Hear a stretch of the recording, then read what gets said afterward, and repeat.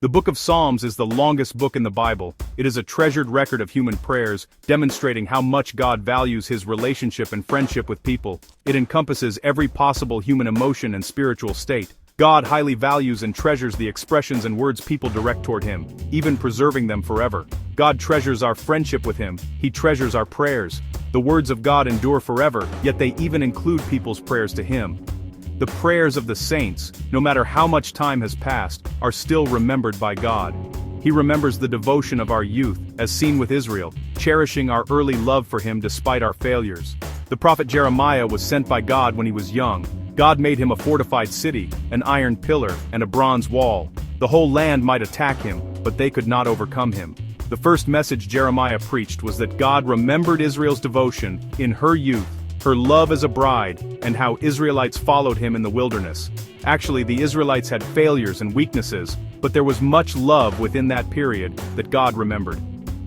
When Jeremiah delivered this message, it had already been hundreds of years since the Israelites left Egypt, yet God still remembered their former love. The Psalms are not merely intellectual, but are filled with deep emotion, like the image of God keeping our tears in a bottle, showing God's treasures our sufferings for him. God treasures all the sufferings we endure for him. These are sacred and can bring us glory. God is our glory and the lifter of our heads. Blessed is the one who does not walk in step with the wicked or stand in the way that sinners take or sit in the company of mockers, but whose delight is in the law of the Lord, and who meditates on his law day and night. That person is like a tree planted by streams of water, which yields its fruit in season and whose leaf does not wither. Whatever they do prospers. Not so the wicked. They are like chaff that the wind blows away. Therefore, the wicked will not stand in the judgment, nor sinners in the assembly of the righteous. For the Lord watches over the way of the righteous, but the way of the wicked leads to destruction. This psalm presents two types of people, two paths, and two outcomes. The righteous are described as a thriving, well-watered tree that bears fruit.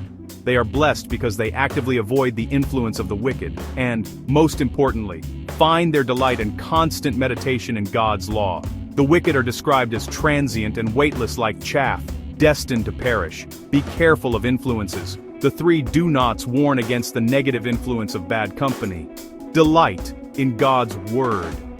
God delights when we love and meditate on his word day and night, just as we would cherish a heartfelt letter. The Bible is God's direct speech to us. Understand prosperity.